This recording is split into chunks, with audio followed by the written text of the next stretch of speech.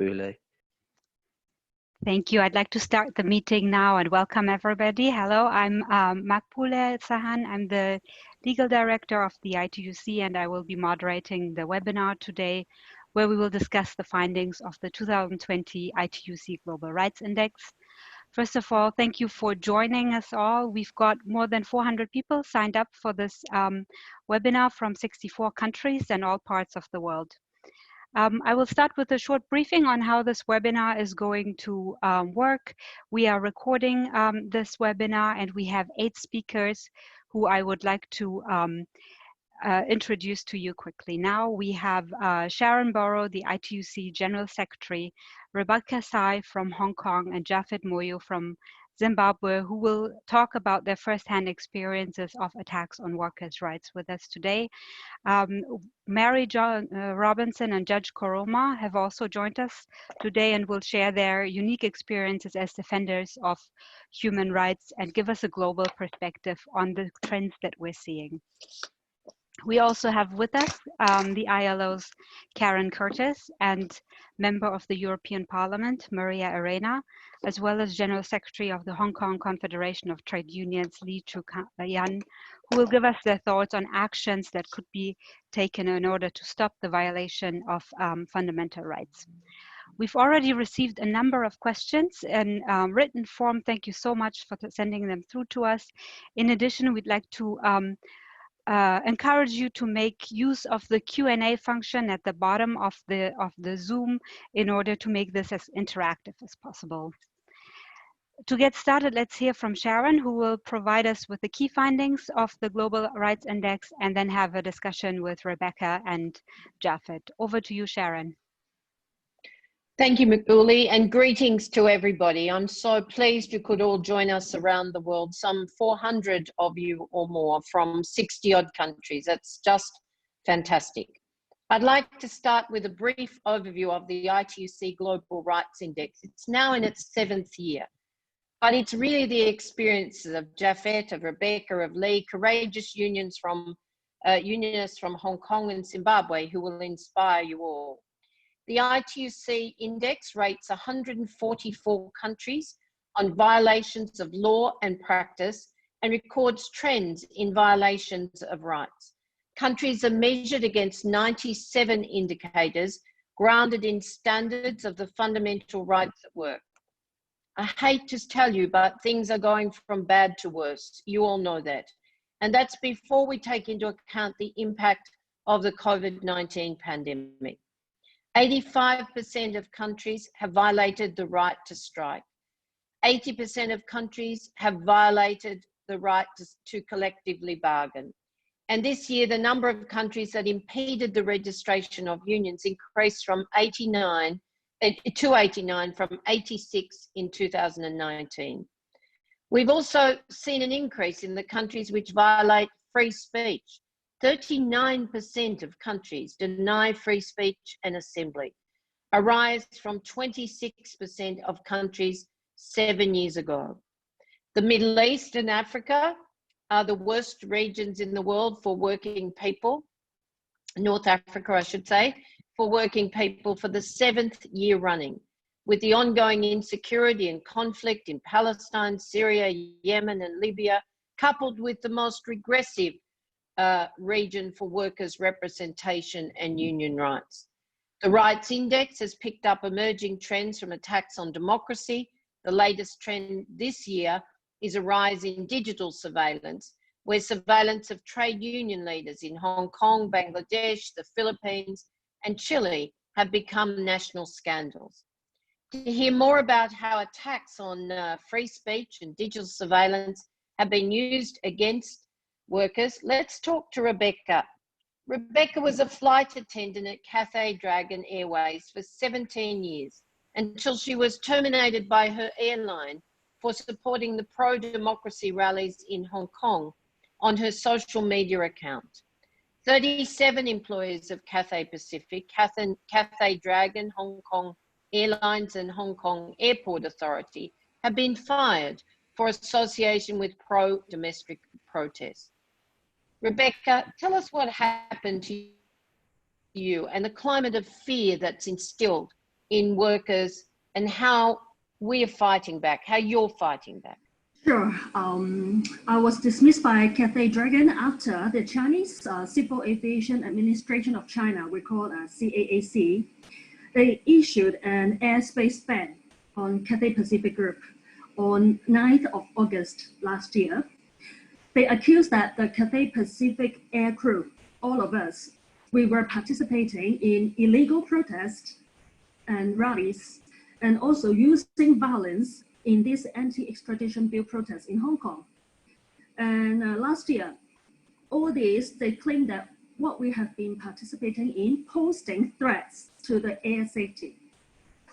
So Cathay Pacific has to submit all our identification details to this CAAC group for its approval before all of us flying to or even overflying to Air China space in China. And the company was also asked to report to this authority in details of any additional measures they are going to take to ensure the air safety. And this ban put the company and all the crew members under the immense pressure. And we did not know how the company would respond to CAAC's demands at the beginning. But for my case, on the 21st of August, I was simply asked by the management to a meeting. They suspended my flight and they didn't tell me the reason before. So during the meeting, they just showed me 3 screenshots of my own private social media account, which is the Facebook account, and just asked me whether this account belonged to me. So of course, I admitted yes. I said, this Facebook belonged to me. So the company representative immediately gave me the termination letter without giving me any reason. So I simply asked, so what are the reasons for the termination? They just simply said, I can't tell you the reason. So my Facebook account was kept private all the time. So only friends could see my post. So who would have done the screenshots of my social media post?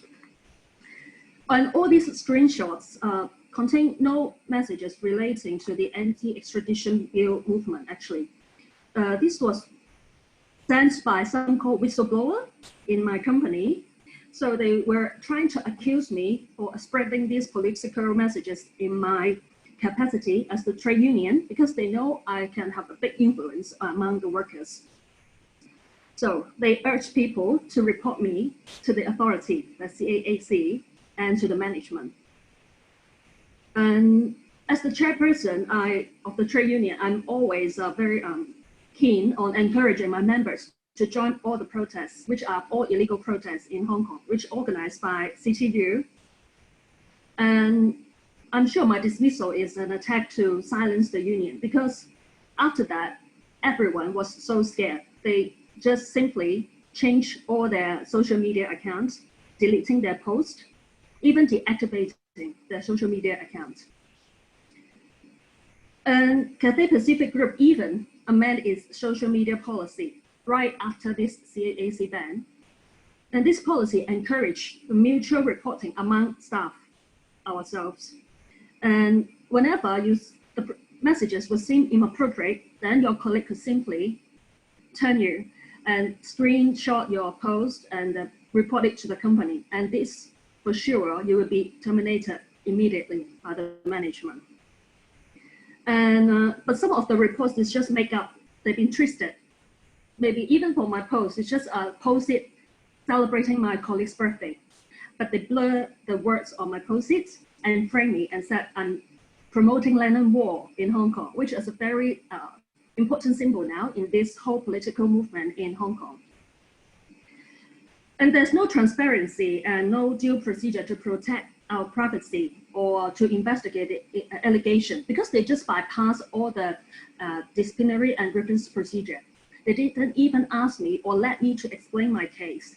They just simply hand me the termination letter without giving me time to explain.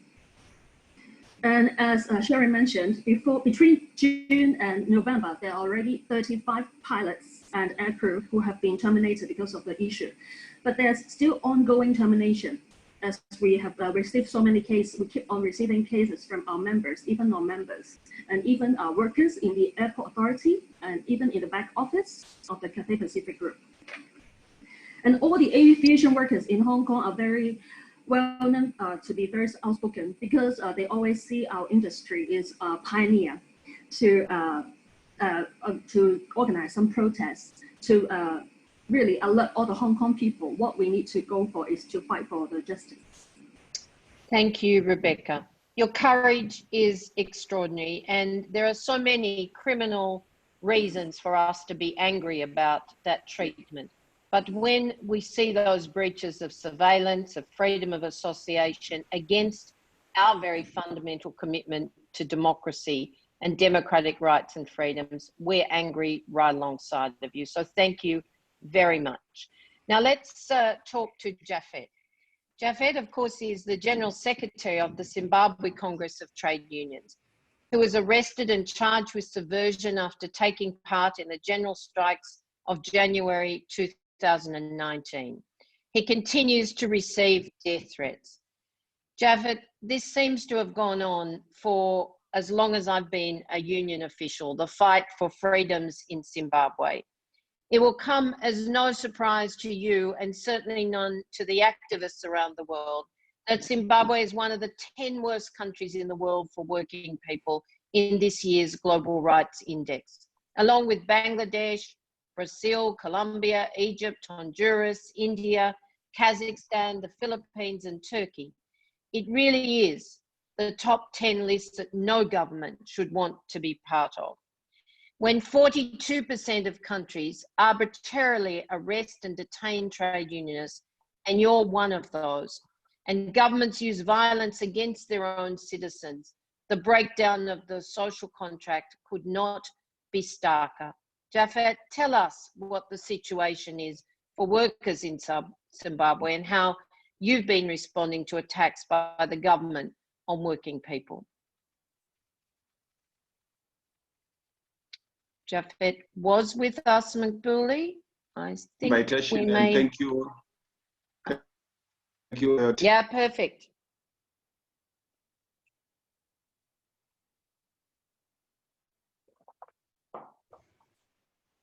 Go ahead, Japhet.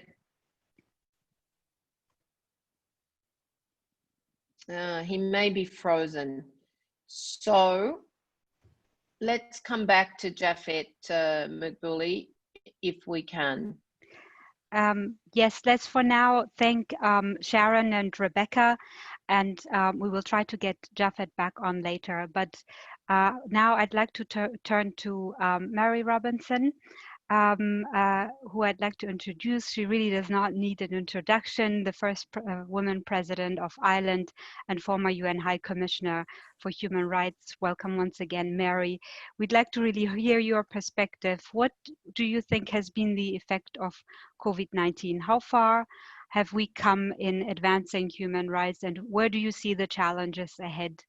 What does it really take to get governments and employers to follow the rule of law? Over to you. Thank you.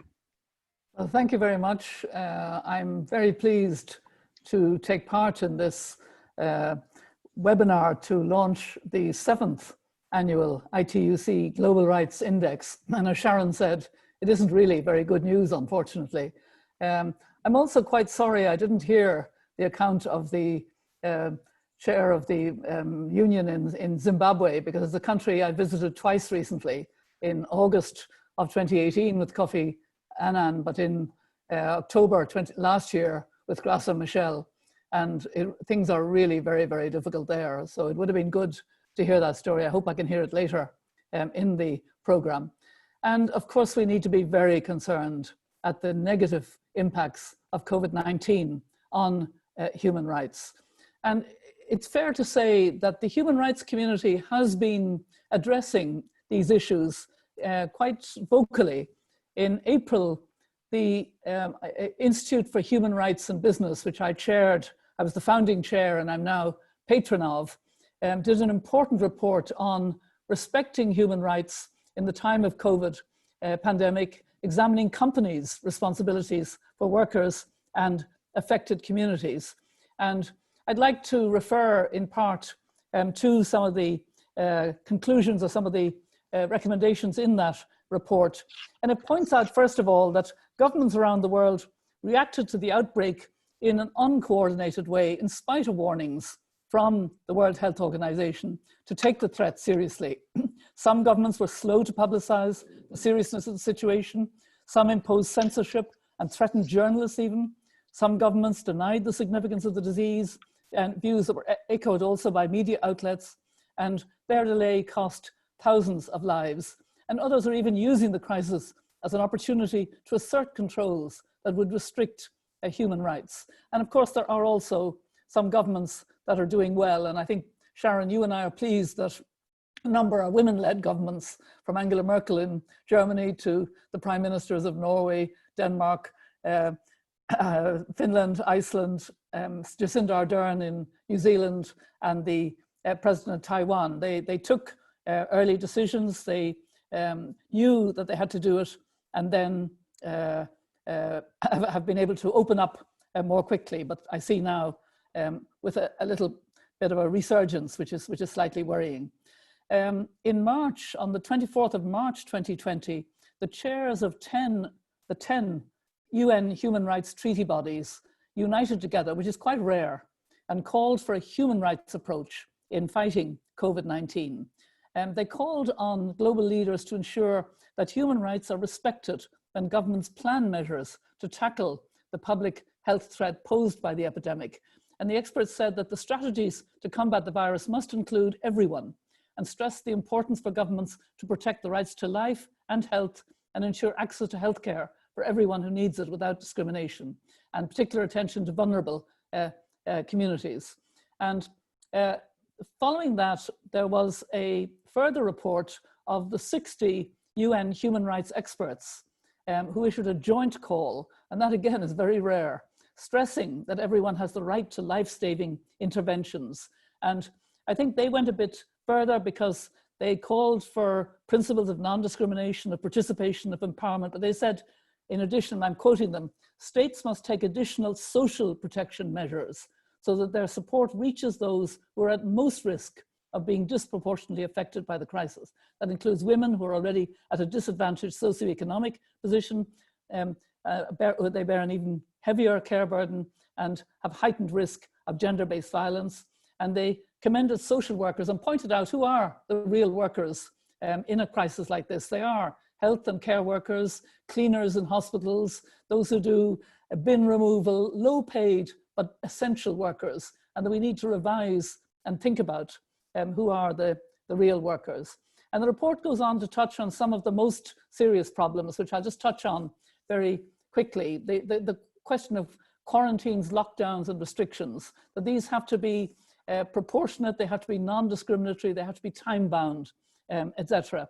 And that is extraordinarily important because temporary border closures and other restrictions on freedom of movement particularly affect the most vulnerable. And in this case, that is refugees and migrants. And I was deeply troubled by a recent report of actual attacks on migrants from Afghanistan and Pakistan on the Croatian border by Croatian border guards. The EU Commission is actually looking into that, but it was a very worrying example. Whereas if you look at Portugal, at an early stage, Portugal took a decision to grant temporary citizenship to migrants in their country so that the migrants could access urgent healthcare. And that was a very welcome thing. I pay particular attention to migrants and refugees because actually there was a report out today by the UNHCR showing even more numbers displaced forcibly, if you like. 1% of the world population can't go back to their homes because there are wars, there's persecution, there are human rights violations and other forms of violence. So by the end of 2019, the number now is 79.5 million.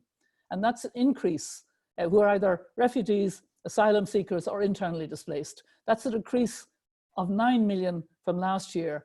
And 10 years ago, it was 40 million. So we really have a very unfair and unfriendly world, to put it at its mildest. Another of the big risks of COVID-19 is surveillance risks.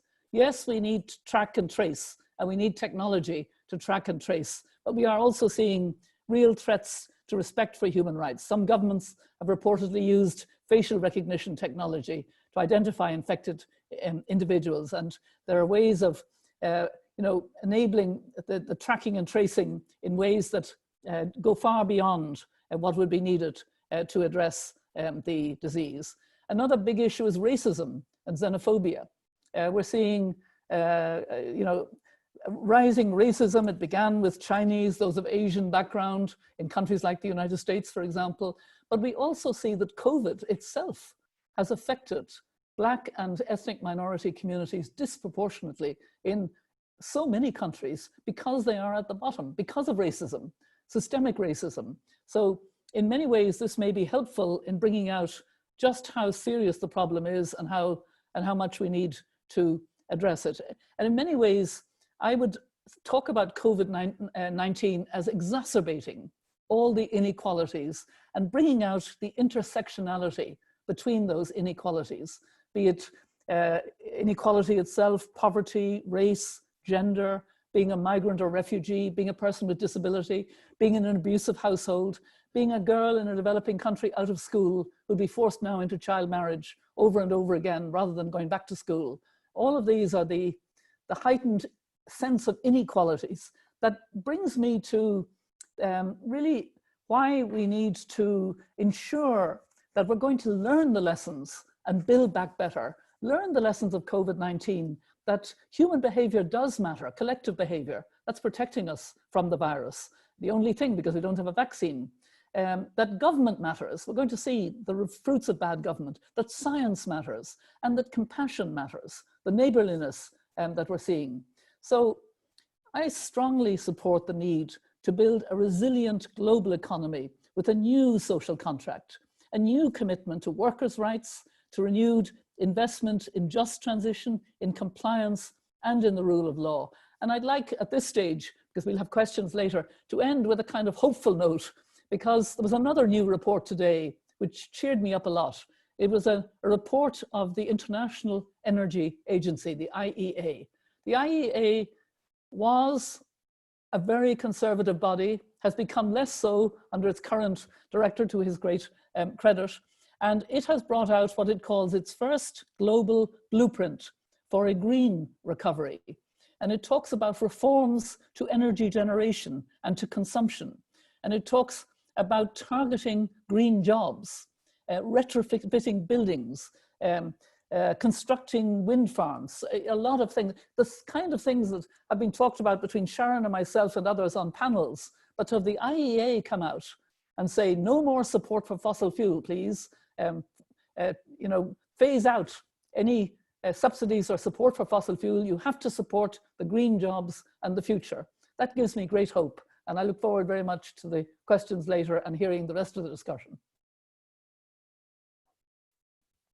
Thank you so much, Mary, for mapping out the risks to human rights that exist currently. I think we heard a really comprehensive picture of all the various risks to migrants with regard to care workers and inequality from you, as well as a roadmap towards a more resilient world. So thank you so much for your comments. And indeed, questions should be put under the Q&A section, and we will come back to those later. We had lost Japhet a minute ago. I will try to reach back to Japhet to see whether we can hear from him now. Japhet, could you try to put your camera on? Yes. Welcome. Thank you. Are you able to hear Makbule? Hear you well. Thank you, Japhet. Thank you, everyone. Thank you, Sharan, for the invitation. And thank you, your team, for putting together this Global Rights Index 2020.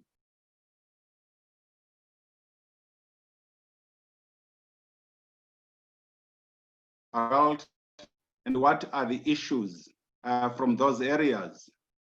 We are able to give appropriate solidarity support if we have such information. So thank you very much for putting together this information. The situation in Zimbabwe has become unsustainable. The economy is nearing collapse. with our inflation at around 900%. Probably we are second highest behind Venezuela. Even before COVID-19, we had 94% of our workforce in the informal economy, a sector that is highly unregulated and exploited. Under the disguise of containment of the spread of COVID-19, the government of Zimbabwe destroyed the source of income of informal traders, leaving them in a worse situation than they were before. The government doesn't want to take responsibility for what its policies are doing to the country, and they are accusing everyone for the state of the economic decay.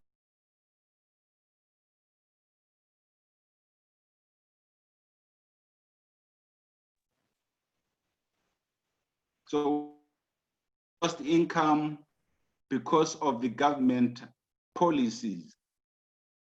Therefore, COVID-19 pandemic just compounded an already precarious situation.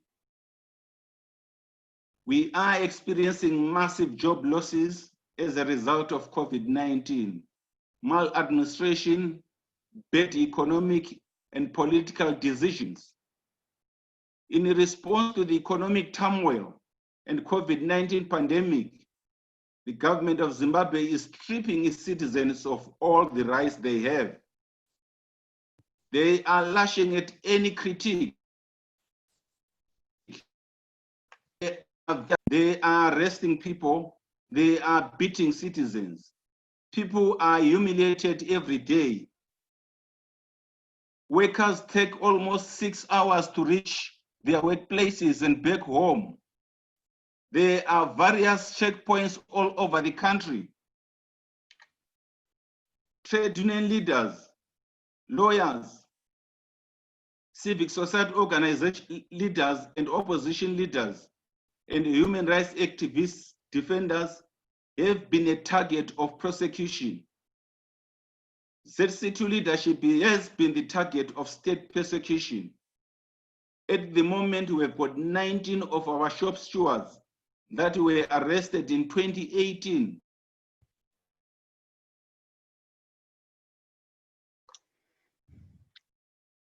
Of the president of the ZCTU, we still await treason charges that have not been completely withdrawn.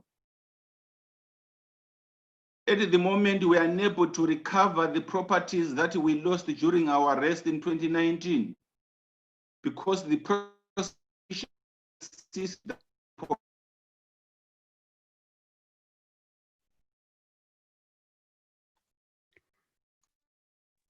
We have difficulties with Japhet's connection, unfortunately, and I'm worried that it may not come back fully. So I would like to thank Japhet at this point and apologize that we couldn't hear his full testimony, but I think he was very clear about the fact that the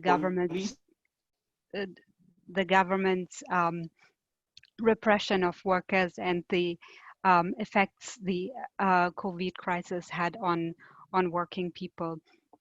Japhet, if you can hear me, I think we would all like to express our solidarity with you as always, and thank you for your comments at this stage. I would like to now introduce Judge Abdul Koroma, who was a two-term judge at the International Court of Justice and a member of the ILO Committee of Experts. Judge Koroma, the Global Rights Index shows that 72% of countries restrict access to justice. We just heard from our brother Japhet that workers are still facing criminal charges for free peaceful activity and have still not been able to be relieved of these arbitrary charges. What do you think that absence to and restrictions to justice, what is the impact of the absence of access to justice for workers' rights and for the rule of law, and how do we improve access to justice? Well, Thank you very much, first of all, for inviting me to this conference. And I would like to thank all the other participants, including President Mary Robinson, whom I interacted with in another forum many, many years ago. So it's a pleasure to see you on the forum again.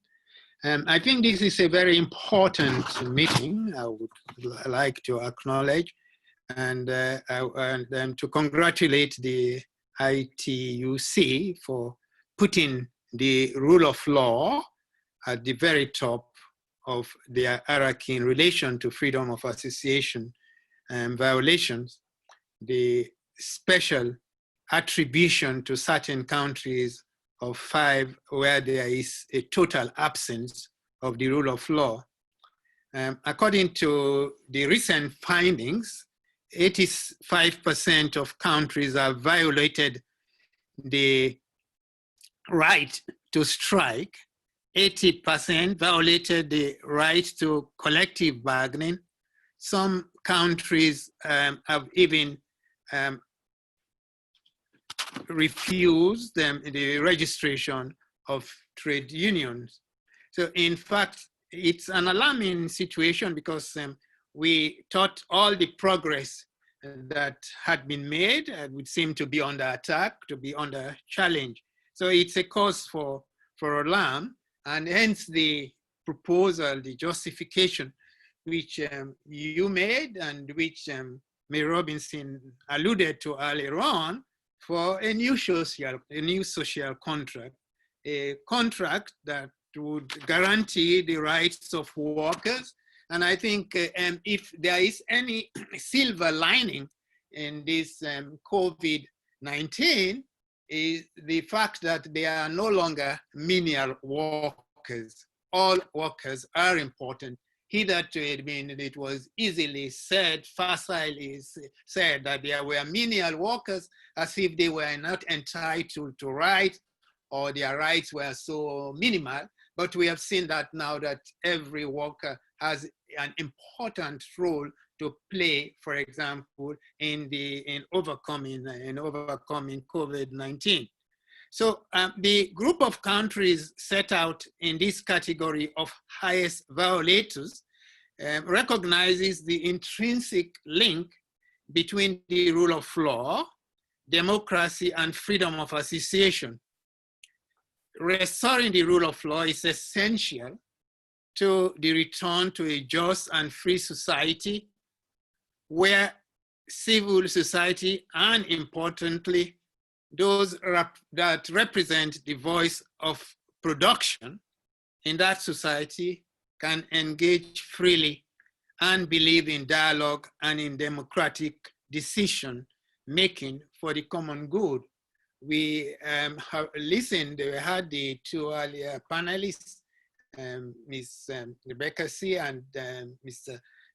Japhet Moyo, the situation they described in their respective countries and with relation to the government. I think you could see that we need a whole-scale re-engagement with those governments regarding the rights of workers, their access to justice, the importance of the rule of law. So in that respect, you could say that there is a need for action to be taken to ensure that the rights of workers are guaranteed, including compensation for victims where their rights have been violated, and in the form of sanction that works both as punishment and as deterrent.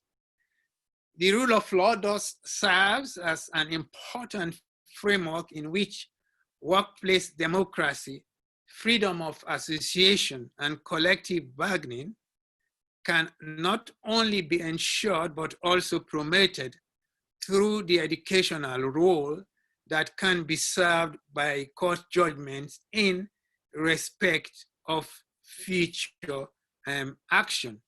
And it is my view, and I think I believe that to the extent that governments have obligations or under the relevant convention's recommendations, I think government must be held to account when those rights are violated, especially as we have had on such a massive scale. Government should be made aware or to be accountable for the rights of workers where there have been violations. And of course, as you know, the committee of experts in the examination of of reports of member states in terms of compliance with their obligations under relevant conventions and recommendations, we never fail to bring out as necessary, as forcefully as possible, to hold on to governments, to hold governments onto their obligations under such relevant convention. So I think this process has to continue. It has to continue in the first place in terms of the rule of law, but I think also it has to be engaged, as we've seen the committee of experts, the ILO, has engaged in a wider in terms of conflict resolution, in terms of the government, because the government has to be engaged. It's not every right as such that has to be that is justiciable, especially when it takes place on a massive scale. So in other words, we have to engage those governments that are engaged in the massive violation of soft rights to call their attention to put themselves right with the relevant obligations under the relevant conventions. I think that's what I would like to say for now. These are just my preliminary thoughts. Thank you. Thank you, Judge Koroma. Thank you for your words that really highlight the critical role for the rule of law and accountable governments as a basis for a new social contract that we need for a recovery. I'd like to come to our next group of speakers now, who will talk to us about the action that can be taken at the international, European and national level in order to address violations of workers' rights, fundamental rights. Let's start by hearing from Karen Curtis, who is the Deputy Director of the ILO's International Labor Standards Department, as well as the Chief of the Freedom of Association branch. Karen, what are the ILO's concerns about the recent trends, and what role can international labor standards play in protecting the rights of workers? Over to you. Many thanks, Makbule, and thanks to the ITUC for inviting me. I'm really honored to be here for the launch of the Global Rights Index. It's really a pleasure. We've seen that the COVID-19 pandemic gives rise to the use of emergency legislation, which has restricted a number of acquired fundamental rights. Indeed, several countries outbreak of the pandemic made use of the derogation provisions in international law, including in respect of freedom of association and assembly.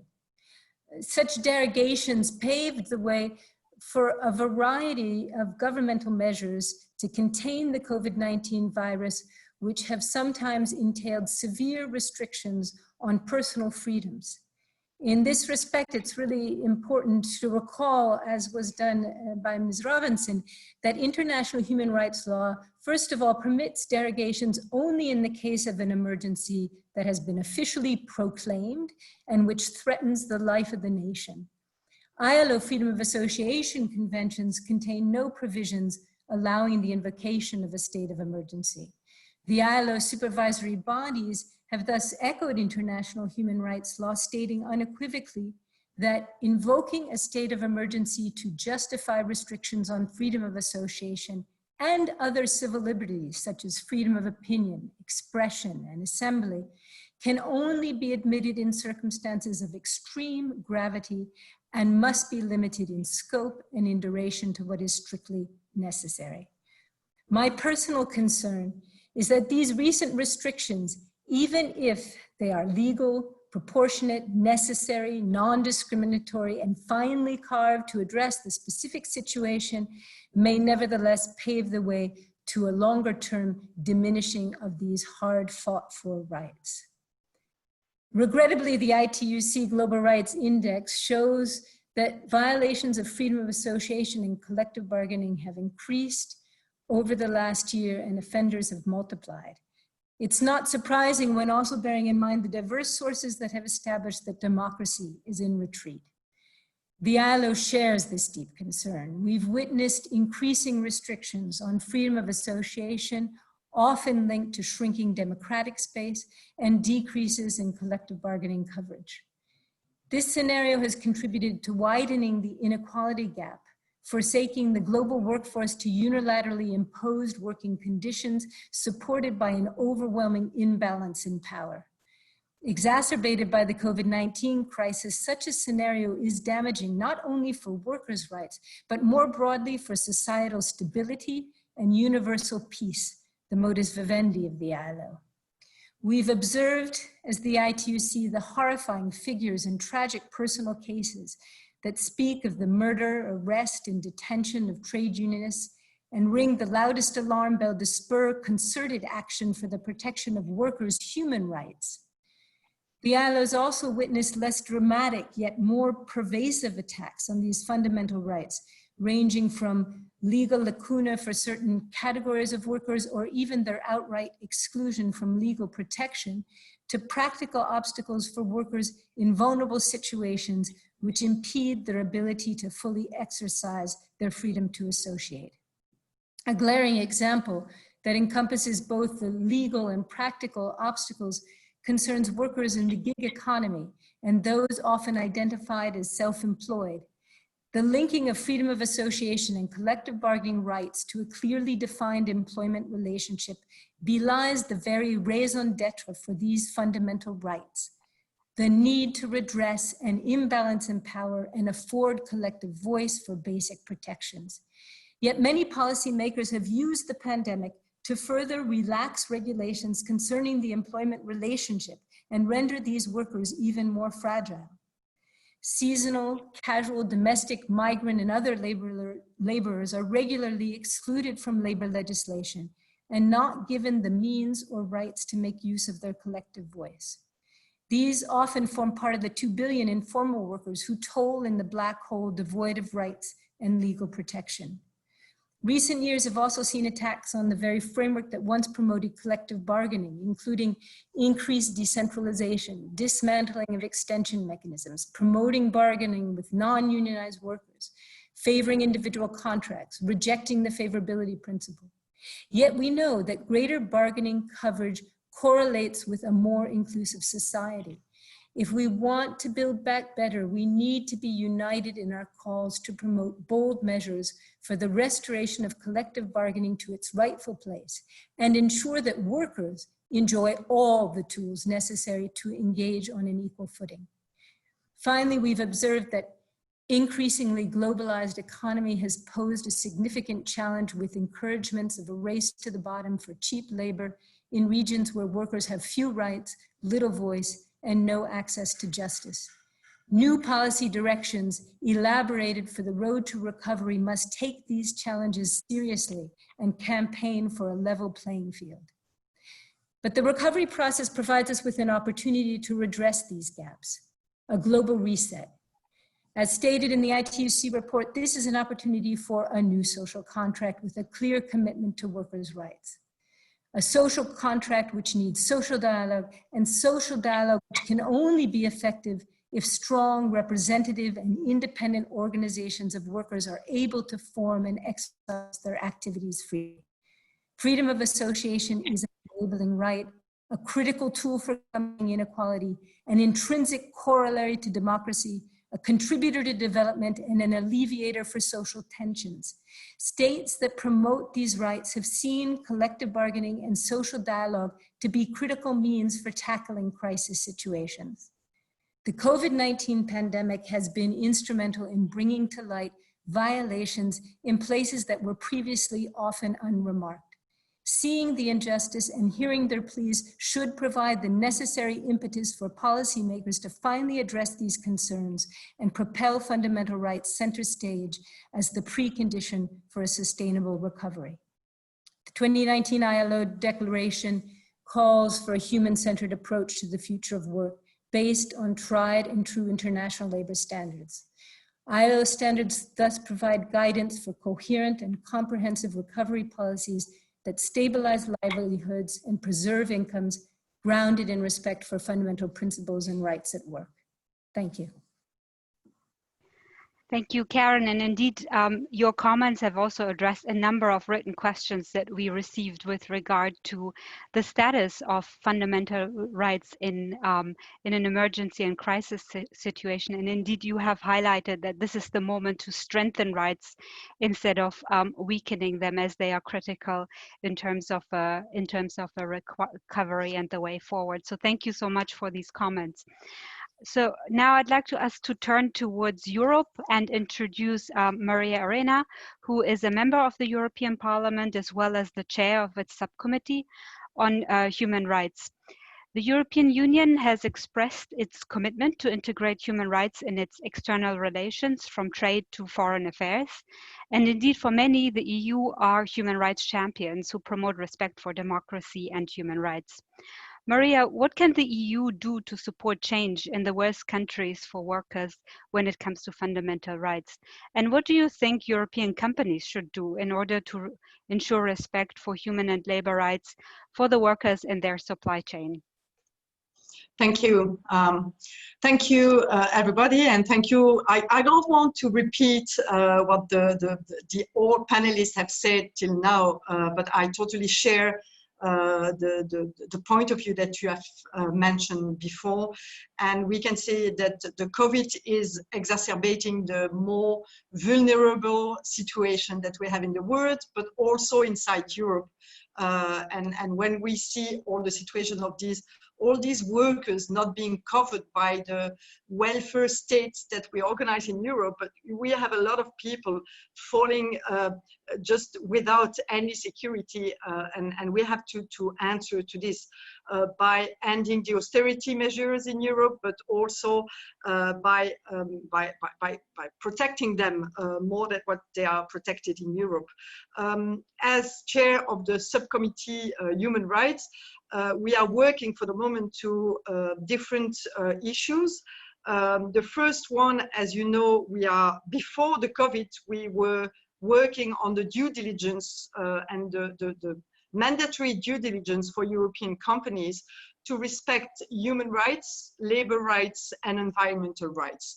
As you know, we have had sectorial approach before at the European level, and we voted 3 years ago the legislation about conflict minerals.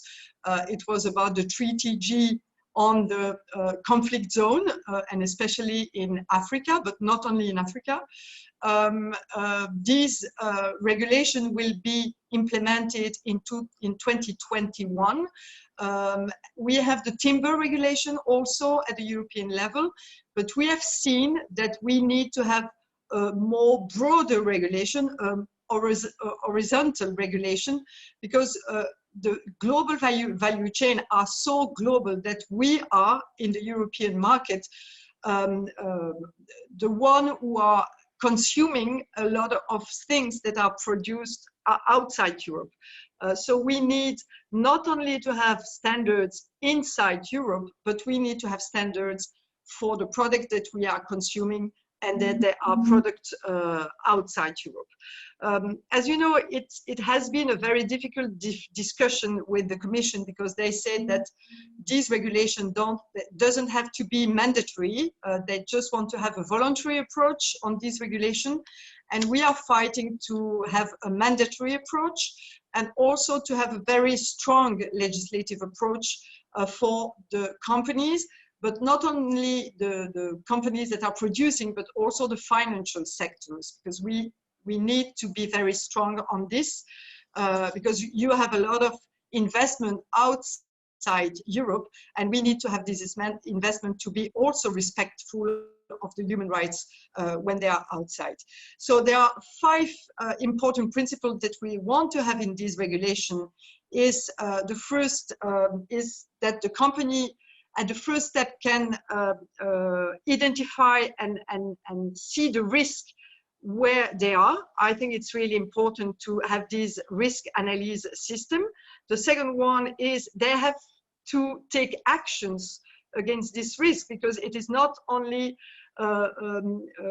be aware of the risk, they have to take actions. You know, you have a lot of companies being aware of the risk, but they are not committed to take action on this. So the second thing is they're obliged to take action against this risk.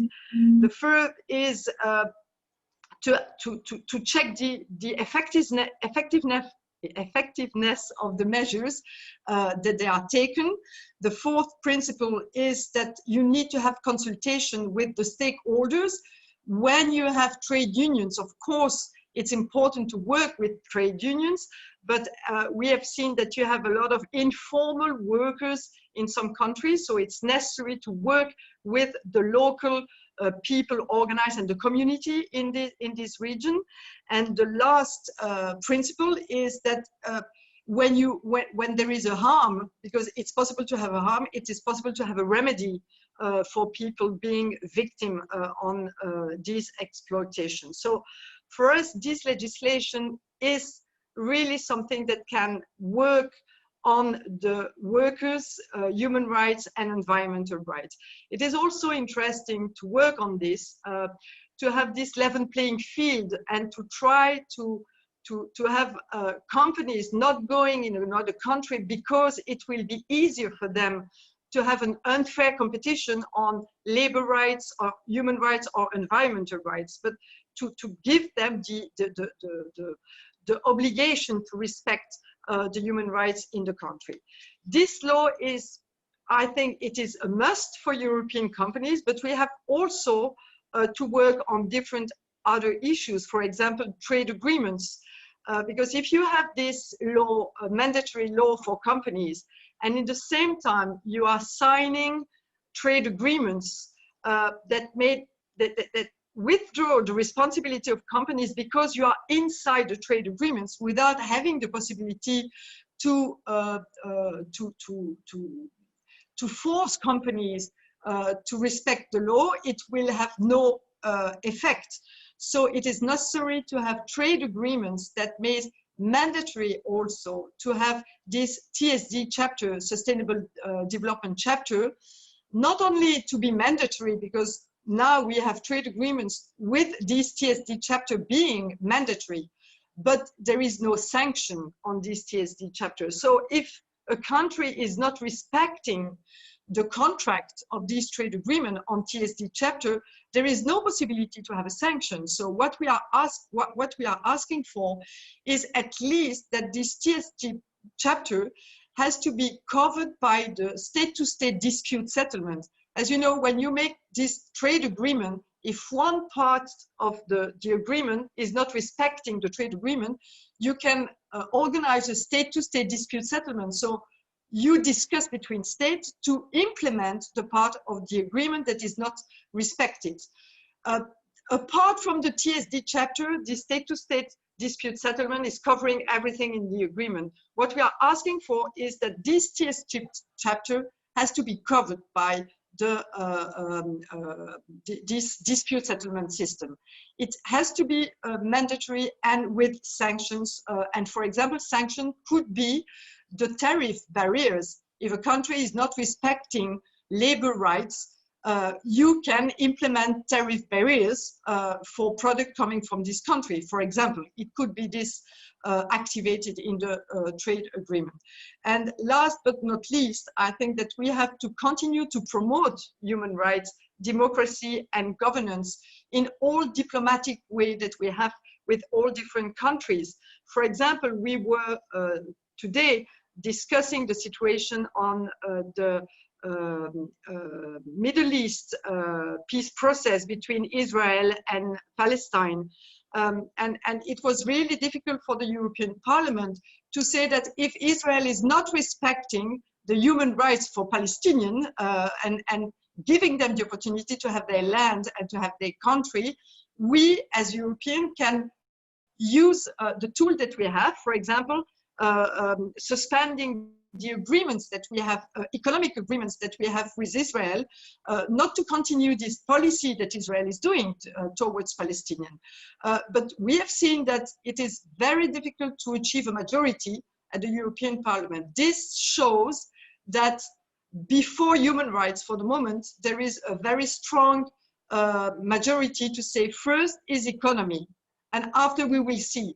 And so we have to change this mentality because as a lot of speakers have said, the first is to protect people, and after that is economy. And we can't make the contrary, saying that first is economy, whatever the right of the people we have. So for the moment, it is not sure that at the European Parliament, but also in the European Council, we can win this change of way of thinking, saying that first is human and after economy. But we will fight for it. Thank you. Thank you, Maria. And as a European citizen, I'm very relieved to have you in the Parliament and push these things. You've really outlined to us very concretely how the European Union can, in fact, take action on through its trade external relationships, but also by as a standard setter for its own companies to ensure that workers have workers' rights are protected, and where they aren't, that there is accountability for that through not only mandatory obligations, but as well as enforcement and sanctions. So thanks a lot for that. Our final speaker today is one of the leading defenders of democracy in the world. Lee is the General Secretary of the Hong Kong Confederation of Trade Unions. The ITUC index shows that democracy is in crisis in the workplace, but also civil liberties. We've seen that the attacks have become more and more violent with regard to workers who are exercising their rights. Lee, can you tell us about how people in Hong Kong are standing up against these attacks on democracy?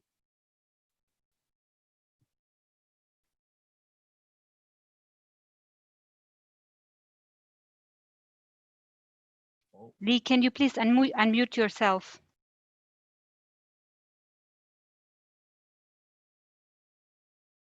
How about now? Okay, thank you. Okay. Oh, sorry. Yeah, I thought you will unmute me.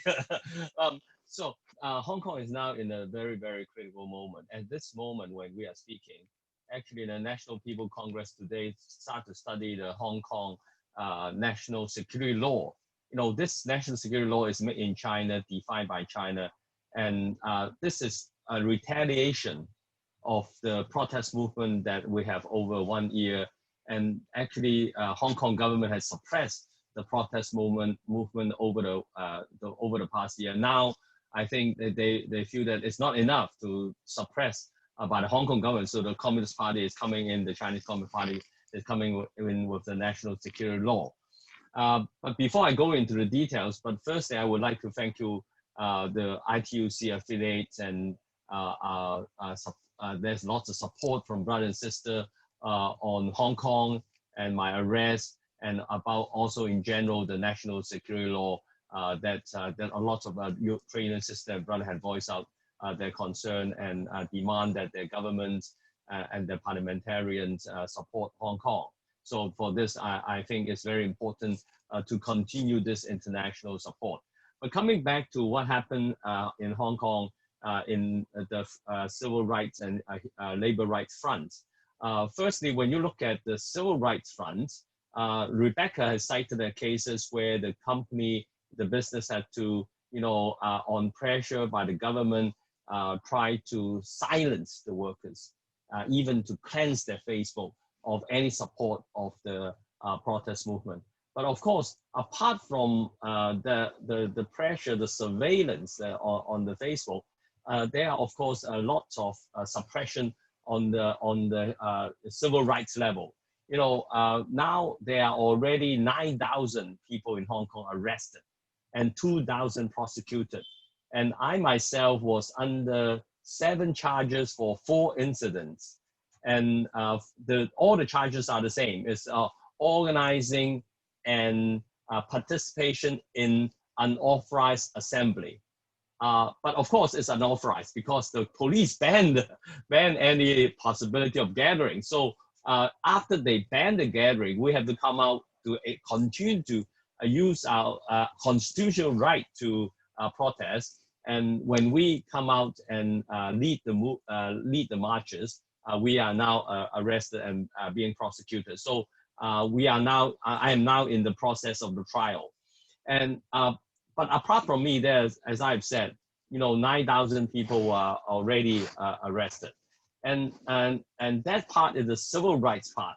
The second part is the labor rights part. There's a new union movement now in Hong Kong, together with the ZCTU affiliate. We are now trying to push for more of a strike as a possibility of protest during the movement.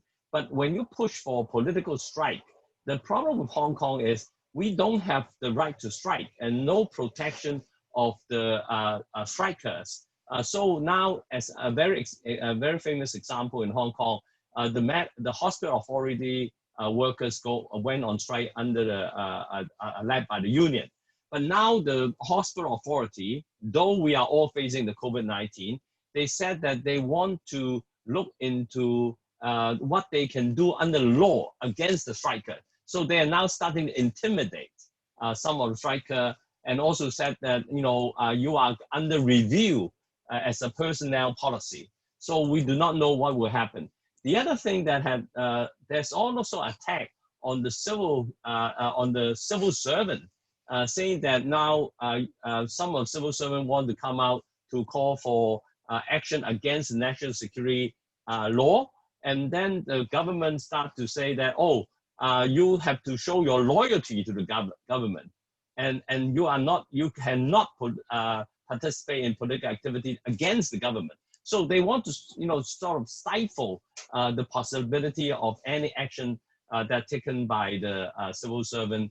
And now they are also beginning to attack on teachers because they thought that teachers also support the protest, and they want to discipline those teachers that support the protest. So to sum up in a way that everything now is, the space in Hong Kong is narrowing down.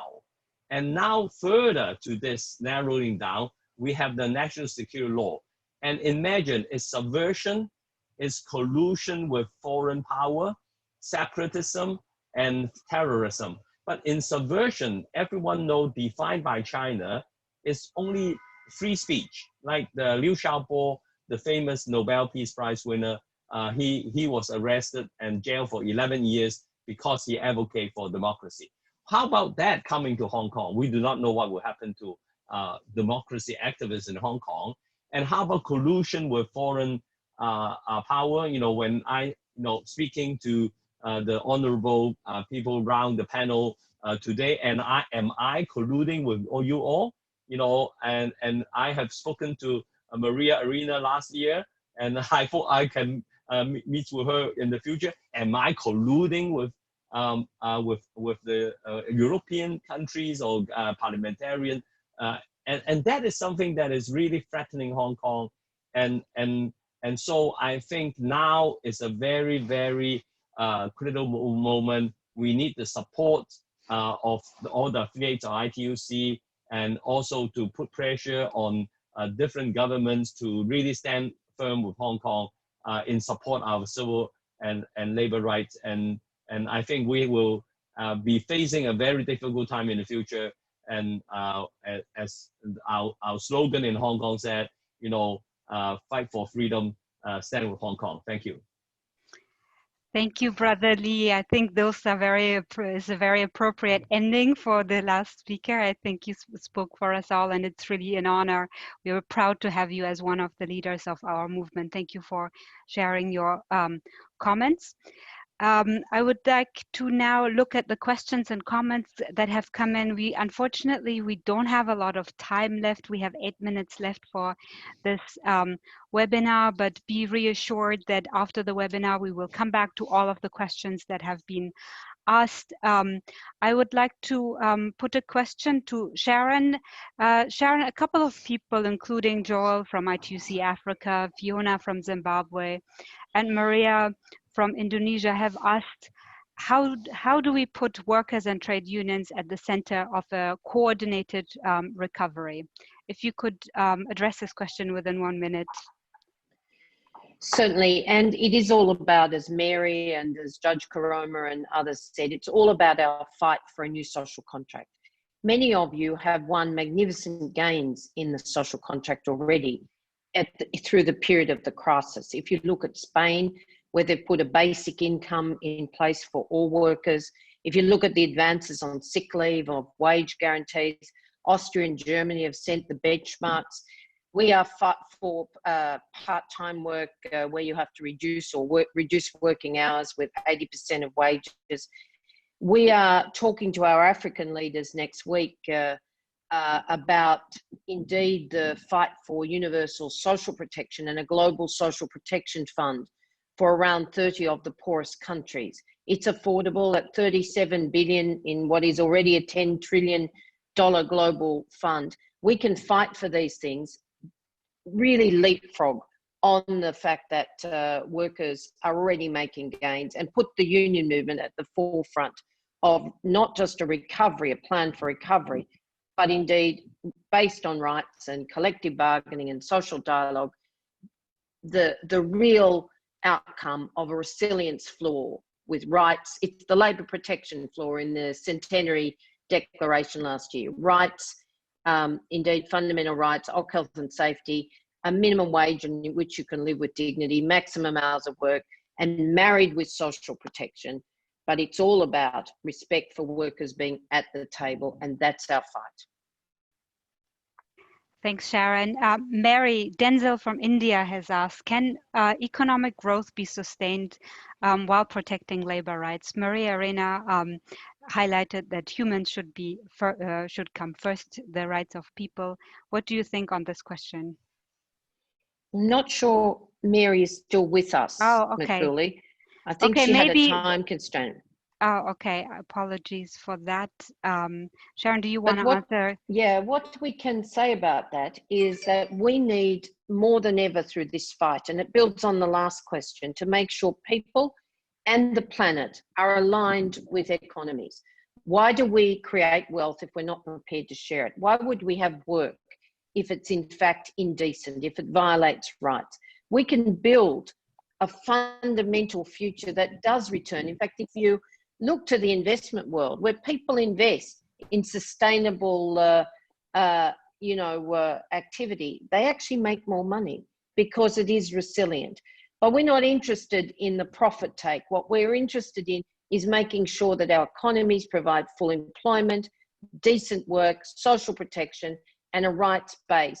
That is the basis on which we build our future. And I will say to the developing economy people amongst us, if you think this fight is new, it's not. And we want to stand with you. You've been fighting it for generations, as Japhet and others have explained. But if you look at some of the countries that are now the wealthiest and most equal countries, you know, Sweden, Norway, all those Nordic countries, they built social protection floors when they were very poor. It was a fight of the trade unions, and they built collective wealth on top of that. So Maria, the due diligence legislation that you are shepherding, and I'm so grateful, this is absolutely about imposing new standards for building economies. Then I think the final question, I'd like to turn to Karen. There was a question from NICE from the Philippines about an anti-terrorism bill that is now debated in the Philippines that the trade unions fear may impede on the right to freedom of association. She is asking how can the ILO advise the government to ensure that this is not a legislation that will restrict the rights of workers? Thanks very much for the question, because I also saw another question about what the ILO can do after COVID, but actually I do want to say that we're doing a lot during COVID. And a lot of it has to do with precisely legislation that governments are passing or trying to pass very hastily without really taking on board international labor standards. Several countries have actually come to the ILO before adopting, which is of course the more ideal scenario, to say we realize that these are difficult times and we maybe need to be taking some measures, but you can help us to try to preserve international labor rights while we're doing that. And so we've been able to give advice.